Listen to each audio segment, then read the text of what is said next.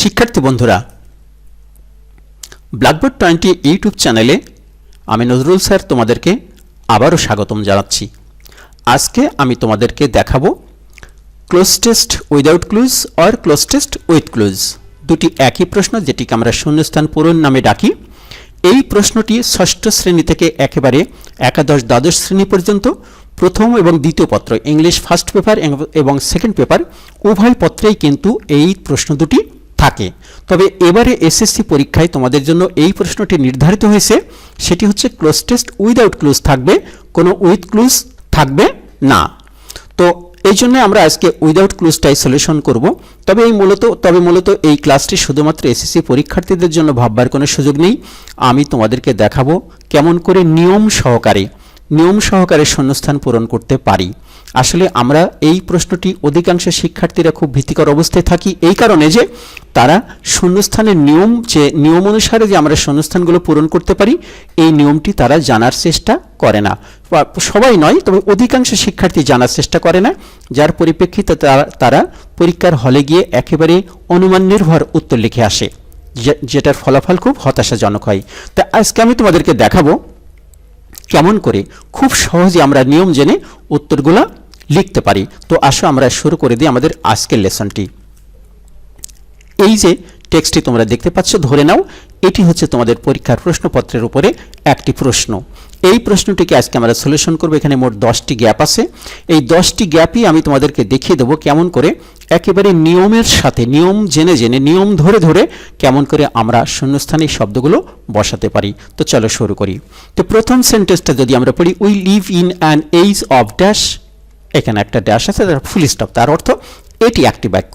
তো এই বাক্যের শেষে একটি গ্যাপ আছে। তো কোন নিয়মে আমরা এই গ্যাপটি বা এই শূন্যস্থানটি পূরণ করব? যেহেতু আমাদের বক্সের উপরে কোনো ওয়ার্ড দেওয়া নেই, এখানে উপরে কোনো ওয়ার্ড দেওয়া নেই, যেটি আমাকে উইথ ক্লোজ বলতাম, আমাদের একেবারে বক্সে কোনো শব্দ নেই, আমাদেরকে নিজের থেকে ধারণা করে শব্দগুলো বসাতে হবে। তো কোন নিয়মে আমি এই উত্তরটি লিখব তা প্রথমে একটি দেখে নিই। খেয়াল করো, প্রিপোজিশন প্লাস নাউন, অর্থাৎ যখন আমরা কোথাও কোনো প্রিপোজিশন দেখব তারপরে আমরা লিখব নাউন। তো প্রিপোজিশনগুলো আমি কয়েকটি মাত্র দিয়ে দিয়েছি, of, in, on, at, for, by, without, to ইত্যাদি। এই প্রিপোজিশনগুলোর পরে সর্বদাই আমরা এখানে একটি কি লিখব?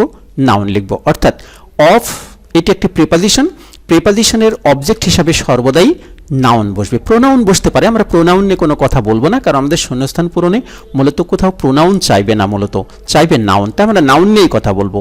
তাহলে কি হলো, এটি যেহেতু প্রিপোজিশন, এই যে অফ প্রিপোজিশনের অবজেক্ট হিসাবে একটি নাউন থাকতে হবে, এখানে আমরা একটি নাউন লিখবো। এখন কথা হচ্ছে কোন নাউনটি লিখবো। তাসো উই লিভ, আমরা বাস করি, ইন অ্যান এজ, একটি যুগে। আমরা কোন যুগে বাস করি বলো দেখি? আমরা বিজ্ঞানের যুগে বাস করি। তো আমি যদি এখানে বিজ্ঞান শব্দটি বসিয়ে দিই, অর্থাৎ ইংলিশে সায়েন্স শব্দটি বসিয়ে দিই, তাহলে খেয়াল করো এই যে অফ প্রিপোজিশন তারপর একটি নাউন হয়ে যাবে, কারণ সায়েন্স হচ্ছে একটি নামবাচক শব্দ। আমরা লিখলাম সায়েন্স, আমরা নামবাচক শব্দটি লিখে দিলাম। তারপর আসো, উই ক্যান সি, আমরা দেখতে পাই, dash influence of science in all spheres of life. তাহলে উই ক্যান সি, আমরা দেখতে পাই, dash influence of science in all sphere of life, আমাদের জীবনের প্রতিটা ক্ষেত্রে বিজ্ঞানের প্রভাব দেখতে পাই। তো খেয়াল করো এই যে একটি গ্যাপের পরে একটি শব্দ ইনফ্লুয়েন্স, তারপরে আছে একটি অফ। এর একটি নিয়ম আছে। নিয়মটি হচ্ছে সাধারণত নাউনের পরে অফ থাকলে ওই নাউনের পূর্বে দা বসে। খেয়াল করো এটি একটি নাউন ইনফ্লুয়েন্স, তারপরে অফ, তখন এই নাউনটির আগে দা বসবে। এখানে দা না বসে অন্য শব্দ বসতে পারে। কখন অন্য শব্দ বসবে আমি আজকেই দেখাবো। আপাতত শুধু আমরা এইটুকু শিখে রাখলাম। কি শিখে রাখলাম? যে কোনো নাউনের পরে যখন অফ থাকে তখন ওই নাউনের আগে দা বসে। ইনফ্লুয়েন্স মানে প্রভাব, এটি একটি নাউন। তাহলে আমরা এখানে কি লিখতে পারি? আমরা লিখতে পারি দা। তাহলে আমরা এই উত্তরটি পেলাম। তারপরে science is a constant dash of our daily life. Science হলো কনস্ট্যান্ট, সার্বক্ষণিক যে সবসময় সাথে থাকে আর কি, constant of our daily life. বিজ্ঞান হলো আমাদের দৈনন্দিন জীবনের কি, মাথায় আসছে কিছু? বিজ্ঞান হলো আমাদের দৈনন্দিন জীবনের সঙ্গী। তো এইখানে আমরা সঙ্গী শব্দটি বসাবো, কিন্তু নিয়মটা কি হবে? খেয়াল করো, আমি নিয়মটা তোমাদের দেখিয়ে দিচ্ছি। অ্যাডজেক্টিভ প্লাস নাউন, অর্থাৎ অ্যাডজেক্টিভের পরে নাউন হতে হবে, অ্যাডজেক্টিভের পর নাউন বসে। তো কোনটি অ্যাডজেক্টিভ? দেখো, কনস্ট্যান্ট মানে হচ্ছে তাৎক্ষণিক, সার্বক্ষণিক, সার্বক্ষণিক সঙ্গী। এইটি একটি গুণবাচক শব্দ। যখন গুণবাচক শব্দ থাকবে তখন তারপরে সরাসরি একটি নাউন বসবে। তো এই নাউনটা আমরা খুঁজে পাবো কি করে? একটুখানি আমরা হালকাভাবে বাংলা করার চেষ্টা করব, যতটুকু বাংলা আমাদের দ্বারা করা সম্ভব। আমি বলছি, দেখো, science is a constant companion of our daily life. বিজ্ঞান হলো আমাদের সার্বক্ষণিক সঙ্গী অফ আওয়ার ডেইলি লাইফ, আমাদের দৈনন্দিন জীবনে। ঘরে তুমি বসে আছো, তখনও তুমি বিজ্ঞানের মধ্যে বসে আছো, ঘর থেকে বের হলেও তোমার বিজ্ঞানের প্রয়োজন। অর্থাৎ বিজ্ঞান তোমার সঙ্গী, বিজ্ঞান ছাড়া তুমি চলতে পারবে না। তাহলে কোন নিয়মে হলো? কনস্ট্যান্ট একটি গুণবাচক শব্দ, গুণবাচক শব্দের পরে কি বসবে? সর্বদাই একটি নাউন বসবে। এই যে নাউন প্লাস অ্যাডজেক্টিভ, নাউনের পরে অ্যাডজেক্টিভের পরে নাউন বসে। তাহলে আমরা এখানে একটা নাউন বসিয়ে দেবো। সেই নাউনটা কি হতে পারে? কম্পানিয়ন। আমরা বলেছি কনস্ট্যান্ট কম্পানিয়ন, সার্বক্ষণিক সঙ্গী। এবার আসে we have dash the impossible things possible by means of science. এই বাক্যের মধ্যে কিন্তু দুটো গ্যাপ আছে। তো দুটো গ্যাপ আমরা এই যে এখানে প্রেপোজিশন আছে, এরপরে আমরা সেটুকু পরে দেখব। আমরা এইটুকু আগে পড়ে নেব। প্রেপোজিশন তো যুগে ওইটুকু আমরা পড়ব। প্রেপোজিশন পরবর্তী শব্দকে সংযোগ করবে, যেহেতু এটা এর সাথে এই বাই দিয়ে এই অংশ সংযোগ করবে, এটুকু আমরা পড়ব না। আমরা এই পর্যন্ত প্রেপোজিশনের আগ পর্যন্ত পড়ব। কি পড়ব? We have dash the impossible things possible. আমরা অসম্ভবকে সম্ভব, কি বলতো দেখি, আমরা অসম্ভবকে সম্ভব করেছি। এখন করেছি কোন ফর্মে লিখব? এইবার একটা নিয়ম দেখে নাও। হ্যাভ হ্যাজ হ্যাড এর পরে সর্বদাই ভার্বের পাস্ট পার্টিসিপল ফর্ম বসে। তো এই যে আমাদের হ্যাভ আছে, তো we have dash the impossible things possible, আমরা অসম্ভবকে সম্ভব করেছি। তো করার ইংরেজি হচ্ছে মেক। তো এই যে হ্যাভ হ্যাজ হ্যাড এর পরে কি বসবে? ভার্বের পাস্ট পার্টিসিপল। আমরা জানি মেক ভার্বের পাস্ট পার্টিসিপল হচ্ছে মেড। তো আমরা এখানে লিখে দিলাম মেড। খেয়াল করো, মেড লিখেছি আমরা, এখানে শব্দটি মেড বসবে। এবার থিংস পসিবল এই পর্যন্ত করেছি। By means dash science, by means মানে উপায়ে বা দ্বারা বা শক্তিতে। তো বাই মিনস এটি একটি ফ্রেজ। তো এই ফ্রেজটিতে একটু, এই ফ্রেজের অর্ধেক অংশ আছে বাই মিনস, এর আরেকটি অপরিহার্য অংশ হচ্ছে অফ। অর্থাৎ যেখানে আমরা বাই মিনস বলি তারপরে একটি অফ শব্দ বলবো। অফ শব্দ বললে তখন বাই মিনস অফ সেইটির বাংলা হবে শক্তিতে বা বলে। তো বলছে by means of by means of science, বিজ্ঞানের বলে বা বিজ্ঞানের শক্তিতে we have made the impossible things possible, আমরা অসম্ভবকে সম্ভব করেছি। তাহলে দুটি উত্তর আমরা পেলাম। এক হচ্ছে এই যে বাই মিনসের পরে অফ বসে, এটি যেহেতু নাউন, নাউনের আগে একটি কি বসবে? প্রেপোজিশন বসবে। সেটা অ্যাডজেক্টিভ হতে পারতো, কিন্তু এই অর্থে হচ্ছে না কেন? ওই যে বাই মিনস অফ, এটি একটি ফ্রেজ, তাই আমাদের বাই মিনস অর্ধেক ফ্রেজের অর্ধেক অংশ আছে, আর অফটা আমরা এখানে বসিয়ে দেবো। তাহলে উত্তরটি আমাদের হবে হচ্ছে অফ। তো এই পর্যন্ত প্রায় অর্ধেক অংশে আমরা চলে এসেছি। শিক্ষার্থী বন্ধুরা, এবার ছোট্ট একটি কয়েক সেকেন্ডের ছোট্ট একটি বিজ্ঞাপন বিরতি। বিজ্ঞাপনটা অবশ্যই দেখবে, এটি তোমাদের কাজে লাগতেও পারে। তা আসলে আমরা বিজ্ঞাপনটা দেখে নিই। শিক্ষার্থী বন্ধুরা, তোমরা দেখছো ইউটিউব চ্যানেল ব্ল্যাকবোর্ড 20। এই চ্যানেলটিতে আমি প্রায় 100-এরও বেশি গ্রামার ক্লাস আপলোড করেছি। আর আমার সমস্ত গ্রামার ক্লাসগুলো আমি তৈরি করে থাকি আমার নিজের লেখা দুটি স্টুডেন্টস হ্যান্ডবুক নামক বই থেকে, যার একটি নবম দশম থেকে একাদশ ও দ্বাদশ শ্রেণীর জন্য এবং অপর বইটি হচ্ছে শুধুমাত্র অষ্টম শ্রেণীর জন্য। তো আমার ক্লাসগুলি যদি তোমাদের ভালো লাগে, তো আশা করি আমার বই দুটি তোমাদের ভালো লাগবে। ক্লাসের পাশাপাশি বই দুটি থাকলে তোমাদের উপকার হবে। তো 150 টাকা এবং 100 টাকার বিনিময়ে তোমরা যদি এই দুটি বইয়ের কোনো একটি পেতে চাও, তাহলে আমাকে SMS করে জানিয়ে দাও 01740717656 এই নাম্বারে। তো যেভাবে আমি বইটি পাঠাতে পারবো তোমাদেরকে, প্রথমত সুন্দরবন কুরিয়ার সার্ভিসের মাধ্যমে, দ্বিতীয়ত পাঠাতে পারবো কন্টিনেন্টাল কুরিয়ার সার্ভিস, এবং তুমি এই বইটি পেতে পারো তোমার লোকাল পোস্ট অফিসের মাধ্যমে, আমি রেজিস্ট্রি ডাকযোগে পাঠিয়ে দিতে পারবো। তা আবারও বলি, বইটি পেতে চাইলে তোমাকে SMS করতে হবে 01740717656 এই নাম্বারে। Thanks to all. তা আশা করি বিজ্ঞাপনটা তোমাদের দেখা শেষ হয়েছে। এবার আসো, দ্য মডার্ন সিভিলাইজেশন, আধুনিক সভ্যতা, is a dash of science. আধুনিক সভ্যতা হচ্ছে is a dash of science, অর্থাৎ আধুনিক সভ্যতা বিজ্ঞানের একটি কি, বিজ্ঞানের একটি কি বলতে পারি আমরা, বিজ্ঞানের একটি অবদান বলতে পারি, বিজ্ঞানের একটি দান বলতে পারি, বিজ্ঞানের একটি আশীর্বাদ বলতে পারি। তো এই নিয়মটা কি হবে, তার সঙ্গে আমরা নিয়মটা দেখে নিই আগে। এখানকার নিয়মটা কি হবে, ডিটারমিনার প্লাস নাউন, অর্থাৎ ডিটারমিনারের পরে নাউন বসে। খেয়াল করো, এই যে এখান থেকে আমরা একটি ডিটারমিনারের লিস্ট দিয়েছি, তোমরা যারা উচ্চ মাধ্যমিক শ্রেণীতে পড়ো তোমরা কিন্তু ডিটারমিনার তোমাদের একটি প্রশ্নই আছে এর উপরে, কিন্তু আমাদের এসএসসি লেভেলে এটি নেই। 6 to 10 পর্যন্ত ডিটারমিনারের ব্যবহার আছে, কিন্তু তার কোনো প্রশ্ন থাকে না। তো এই যে এই যে আর্টিকেল আ, এটা একটি ডিটারমিনার। তারপরে আমরা এখানে একটি শব্দ বসাবো, তারপরে আছে বাকি অংশ বসিয়ে দেবো। তাই ডিটারমিনার পরে একটা কি বসবে, সেই শব্দটি নাউন হতে হবে। তো the modern civilization is a dash of science, আধুনিক সভ্যতা হচ্ছে বিজ্ঞানের একটি দান। তো দান হলে আমরা কি লিখবো, এই যে আমরা লিখলাম গিফট। আমরা আরও কিছু লিখতে পারতাম, আমি বলেছিলাম যে বিজ্ঞানের একটি আশীর্বাদ, তখন আমরা বলতাম the modern civilization is a blessing of science, অর্থাৎ ব্লেসিং মানে আশীর্বাদ, এইখানে আমরা ব্লেসিং লিখতে পারতাম, আরও লিখতে পারতাম দ্য মডার্ন সিভিলাইজেশন, আধুনিক সভ্যতা is a contribution of science, বিজ্ঞানের অবদান। তাহলে এখানে আমরা কন্ট্রিবিউশন, অর্থাৎ এখানে আমরা কন্ট্রিবিউশনও লিখতে পারতাম। এইবার তোমাদের এইখানকার একটা কথা আমি বলেছিলাম, আমি এবার সেই উদাহরণটি দেব। খেয়াল করে এখানে আছে ড্যাশ ইনফ্লুয়েন্স অফ সায়েন্স। এখানে আমরা বলেছিলাম কোনো শব্দের পরে যখন অফ থাকে সেই শব্দের আগে দা বসে। আমরা কিন্তু এই যে বি আনসারে, এই যে বি আনসার, এখানে আমরা দা লিখেছি।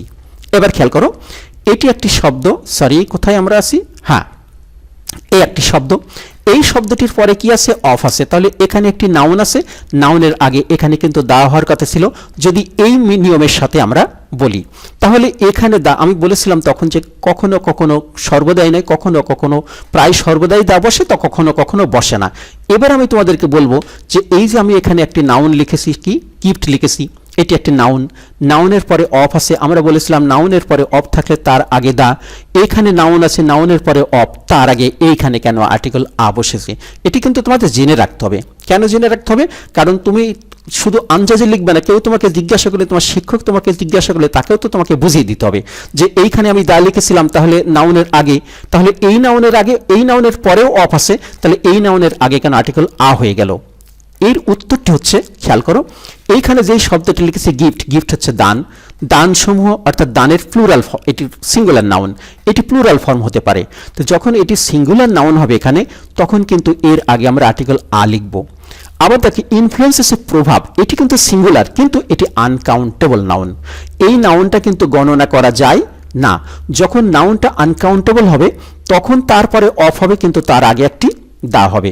কিন্তু নাউনটা যদি কাউন্টেবল হয়, যদি কন্ট্রিবিউশনস, তারপরে গিফটস, তাই না, এগুলো যদি হয়, তখন আমরা তার আগে কি লিখব, আর্টিকেল আ লিখবে। এই যে আমরা গিফট শব্দটি লিখেছি, গিফট, এটা গিফটস হতে পারে, যাই তার পরিপ্রেক্ষিতে আমরা এখানে আ লিখেছি এবং তারপরে অফ লিখেছি, তারপরে একটি নাউন লিখে নাউনের পরে অফ আছে। তাহলে নাউনের পরে অফ থাকলে তার আগে দা সর্বদাই হবে না। যদি এই নাউনটি কাউন্টেবল হয় তখন তার আগে আমরা আ লিখে দেবো। এই নাউনটি যদি আনকাউন্টেবল অর্থাৎ আমরা গণনা করতে না পারি তখন তার আগে একটি দা লিখে দেবো। আশা করি এই দা এবং এইখানকার আয়ের ব্যবহারটা আমাদের কাছে পরিষ্কার হয়েছে। এবার আসো, অ্যাট প্রেজেন্ট, বর্তমানে we can dash travel from one place to another. এই প্রশ্নটির আমি কোনো নিয়ম তোমাদেরকে বলবো না। কেন নিয়ম বলবো না, কারণ মনে করো যে এই গ্যাপটি এখানে নেই, এই গ্যাপটি যদি না থাকতো তাহলে আমরা কি পড়তাম, we can travel from one place to another, আমরা এক জায়গা থেকে আরেক জায়গা ভ্রমণ করতে পারি। খেয়াল করো, এই গ্যাপে একবারে অপ্রয়োজনীয় একটি শব্দ, এর কোনো প্রয়োজন এখানে ছিল না। উই ক্যান ট্রাভেল, আমরা ভ্রমণ করতে পারি, from one place to another, এক জায়গা থেকে আরেক জায়গা। তাহলে এই গ্যাপের ওয়ার্ডটির দরকারটা কি, এই গ্যাপটা তো না হলেও সেন্টেন্সের বাংলা আমরা করতে পারছি, তাহলে এই গ্যাপটার দরকার কি। আচ্ছা, আমরা কি এই গ্যাপের শব্দগুলো ছাড়া কি সেন্টেন্স তৈরি করতে পারবো? তুমি একটু খেয়াল করে দেখবে, একটি জায়গা তো আমরা পারবো না, কিন্তু এখানে পারবো। এইবার উত্তরটি বলছি শোনো, যখন দেখবে যে এই গ্যাপ ওয়ার্ড ছাড়াই একটি সেন্টেন্স সুন্দরভাবে তার অর্থ সম্পন্ন করতে পারে, তখন সেইখানে একটি অ্যাডভার্ব বসবে। অ্যাডভার্ব এমন একটি শব্দ, সেন্টেন্স তৈরি করার ক্ষেত্রে সে কোনো ভূমিকা রাখে না, ও একটি অলংকারিক শব্দ, অলংকারিক শব্দ হিসাবে সেখানে বসে থাকে, ঠিক অ্যাডজেক্টিভের মতো। তো we can dash travel from one place to another, আমরা এক জায়গা থেকে আরেক জায়গায় ভ্রমণ করতে পারি। এখন আমরা একটি অ্যাডভার্ব শব্দ লিখে দেব। কিভাবে ভ্রমণ করতে পারি, ইজিলি, খুব সহজভাবে ভ্রমণ করতে পারি। দেখো আমি লিখে দিলাম ইজিলি। আচ্ছা, আর কি পারি, we can quickly travel from one place to another, আমরা এক জায়গা থেকে আরেক জায়গায় খুব দ্রুত যেতে পারি, কুইকলি, সেটিও কিন্তু আমি অ্যাডভার্ব বলেছি। ঠিক আছে, তাহলে দেখা গেল যেখানে শব্দ যেই গ্যাপ ওয়ার্ডগুলো আমরা বাদ দিলেও বাক্যের অর্থের কোনো সামঞ্জস্য বা পরিবর্তন ঘটে না, বাক্যটি সম্পূর্ণ অর্থ পরিবর্তন তৈরি করতে পারে, সেই শব্দগুলো সাধারণত হবে হচ্ছে অ্যাডভার্ব। আর সেটি যদি নাউনের আগে হয় তখন সেটি হয়ে যায় হচ্ছে অ্যাডজেক্টিভ। এরকম ব্যবহার আসলে আমি পরবর্তী ক্লাসে তোমাদেরকে দেখাবো যে শব্দের প্রয়োজন নাই কিন্তু সেখানে আমি অ্যাডজেক্টিভ লিখছি। কখন লিখবো? যদি এই শব্দটি নাউন হিসাবে থাকতো, কিন্তু আমাদের এই শব্দটি কিন্তু ভার্ব, তাই আমরা এখানে অ্যাডভার্ব লিখেছি। তারপর একটি আসো, dash ancient time journey was difficult, এটুকু আমাদের একটি বাক্য। তো এই বাক্যটির মধ্যে ভার্ব হচ্ছে ওয়াজ, তার সাবজেক্ট হচ্ছে নাউন, জার্নি, তো এটি নাউন। তো নাউন সাবজেক্ট আছে, তারপর ভার্ব আছে, তারপরে এক্সটেনশন যে সকল অতিরিক্ত শব্দ আছে। তাহলে এই শব্দ কেন অকারণে এখানে বসলো? যখন দেখবে যে এখানে এটি কিন্তু একটা complete sentence, journey was difficult, journey খুব কঠিন ছিল, তখন এই শব্দটি এটি তখন মাথায় রাখতে হবে এই সেন্টেন্সের এগুলো হচ্ছে মূলত এক্সটেনশন, অতিরিক্ত শব্দ। তো অতিরিক্ত শব্দ কিন্তু শুধু শুধু নাউন হয় না, যেমন এখানে আছে অ্যানশিয়েন্ট টাইম, প্রাচীন কাল, এটি কিন্তু একটা নাউন ওয়ার্ড, কিন্তু এটিকে আমরা সরাসরি লিখতে পারবো না, তখন কি করতে হবে? ওদের সাথে একটি প্রেপোজিশন জুড়ে দিতে হবে। তা আমরা যদি এখানে লিখি ইন অ্যানশিয়েন্ট টাইম, প্রাচীন কালে, তখন কিন্তু বাক্য সঠিক হয়ে গেল। তাই আমরা এটাকে একটি ইন লাগিয়ে এটাকে প্রেপোজিশনের ফ্রেজ বানিয়ে দেবো, সরাসরি নাউন রাখতে পারবো না, কারণ এই ভার্বের সাবজেক্ট হিসেবে ইতিমধ্যে এখানে একটি নাউন আছে। তাহলে এই নাউনটাকে আমাকে কি করতে হবে? নাউনকে প্রেপোজিশনের ফ্রেজ বানিয়ে দেবো। তো এইখানে যদি আমি একটা ইন লাগিয়ে দিই তখন কিন্তু প্রেপোজিশনাল ফ্রেজ হয়ে যাবে। তাই সেটার নিয়মটা কি হচ্ছে যে প্রেপোজিশন প্লাস নাউন। খেয়াল করে এখানে একটি প্রেপোজিশন দিলে এই যে টাইম হচ্ছে নাউন। তো এখানে এই শব্দটিকে অ্যাডজেক্টিভ, তো অ্যাডজেক্টিভের কাজ কিন্তু নাউনের আগে বসায়, সেটি এখানে থাকতেও পারে নাও পারে। এই সেন্টেন্সের প্রয়োজনে এখানে অ্যাডজেক্টিভ একটা লেগেছে যেটি এই নাউনকে কোয়ালিফাই করেছে, কিন্তু এই শব্দটাকে এই সেন্টেন্স থেকে বিচ্ছিন্ন, কিন্তু এই সেন্টেন্সের অর্থের সাথে কিন্তু এর কোনো প্রয়োজন ছিল না।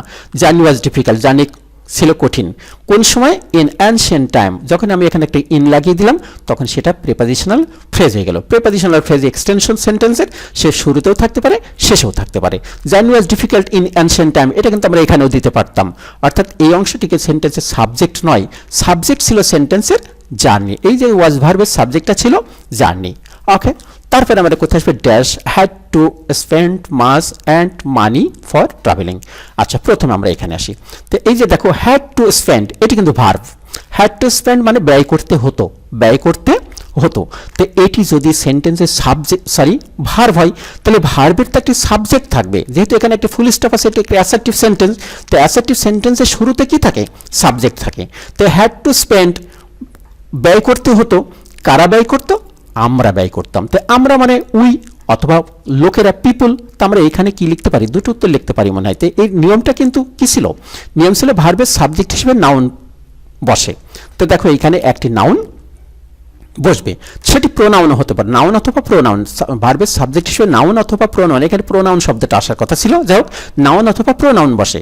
তো এখানে নাউন অথবা প্রোনাউন, তো আমরা যখন উই বলছি তখন কিন্তু এটি প্রোনাউন হচ্ছে, আর যদি আমরা পিপল বলি তখন সেটা হচ্ছে নাউন। এই শব্দটাকে তোমরা প্রোনাউন পড়ো, ভুল ক্রমে এটা নাউন হয়ে গেছে, আসলে হবে নাউন অবলিক প্রোনাউন। যাই হোক, তো সেন্টেন্সের সাবজেক্ট হিসেবে নাউন প্রোনাউন বসে। তো এখানে যদি আমরা উই বলে দিই তাহলে প্রোনাউন হবে, আমরা যদি এখানে পিপল বলি তাহলে সেটা নাউন হবে। তো দেখো আমরা লিখলাম হচ্ছে উই, আমরা কিন্তু এখানে পিপল লিখলাম না, অর্থাৎ নাউনটা না লিখে আমরা প্রোনাউনটা লিখলাম। তো প্রোনাউনটা কেন লিখলাম? খেয়াল করো এই লেসনটাই শুরু হয়েছে উই দিয়ে, এই লেসনটা শুরু হয়েছে উই দিয়ে। আমরা যদি এখানে পিপল দিয়ে সেন্টেন্সটি শুরু করতাম, আমরা কিন্তু এখানে পিপল দিতাম। যেহেতু আমরা প্রোনাউন দিয়ে সেন্টেন্সটা শুরু করেছি, তাই আমরা এই ভার্বের সাবজেক্ট হিসাবে আমরা উই বসিয়ে দিয়েছি। আশা করি খুব পরিষ্কার হয়েছে। এবার এসো শেষ শব্দটি। তাহলে উই হ্যাড টু স্পেন্ড, আমাদের ব্যয় করতে হয় মাস। মাস একটি গুণবাচক শব্দ, এর একটি সুন্দর নিয়ম আছে। কি নিয়ম আছে? যে গুণবাচক শব্দ অর্থাৎ অ্যাডজেক্টিভ প্লাস নাউন, গুণবাচক শব্দ মানেই সেটি অ্যাডজেক্টিভ। তো অ্যাডজেক্টিভের পরে সর্বদাই নাউন বসে। তো খেয়াল করো অ্যাডজেক্টিভের পরে যদি নাউন বসে তাহলে উত্তরটা কি দাঁড়াতে পারে? উই হ্যাড টু স্পেন্ড, আমাদেরকে ব্যয় করতে হতো মাস dash and money for travelling, ভ্রমণ করবার জন্য অনেক ড্যাশ অ্যান্ড মানি, অনেক মানি এবং অনেক কি, ওই যে যখন যানবাহন ছিল না সেই সময় আমাদেরকে যথেষ্ট টাকাও ব্যয় করতে হতো, সেই সাথে অনেক অর্থও ব্যয় করতে হতো। তাহলে আমাদের এই উত্তরটা হবে উই হ্যাড টু স্পেন্ড, আমার উই অলরেডি লিখেছি, উই হ্যাড টু স্পেন্ড আমাদেরকে ব্যয় করতে হতো, মাস টাইম অতিরিক্ত সময়, এই যে আমরা লিখলাম অনেক সময়, অ্যান্ড মানি এবং অনেক টাকা, ফর ট্রাভেলিং কিসের জন্য, ভ্রমণ করবার জন্য। তো শিক্ষার্থী বন্ধুরা এই ছিল হচ্ছে আমাদের আজকের উত্তর। কেমন লাগলো ক্লাসটি? যদি ভালো লাগে তাহলে ক্লাসটি বন্ধুদের সাথে শেয়ার করো, সাথে একটি কমেন্টস করে জানিও, ভালো না লাগলেও জানিও একটা পরামর্শ সহ। সাথে থাকবার জন্য অনেক অনেক ধন্যবাদ। তো আজকে আর নয়, দেখা হবে পরবর্তীতে অন্য কোনো ক্লাসে। সেই ক্লাসের আসা পর্যন্ত তোমরা ওয়েট করো, আমি একটা সুন্দর ক্লাস নিয়ে তোমাদের সাথে পরে আবার দেখা করব। সবাইকে ধন্যবাদ।